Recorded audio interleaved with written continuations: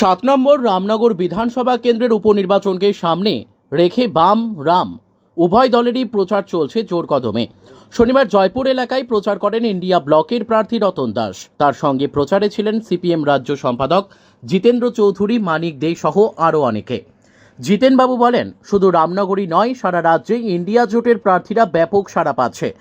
মানুষ গত 10 বছরে যে অরাজকতা দেখেছে, দেশকে ধ্বংস করার যে লীলা দেখেছে, এর থেকে দেশকে মুক্ত করার জন্য এবং নিজেদের অধিকারকে পুনঃপ্রতিষ্ঠিত করার জন্য মানুষ প্রতিজ্ঞাবদ্ধ হচ্ছে বলে দাবি করেন।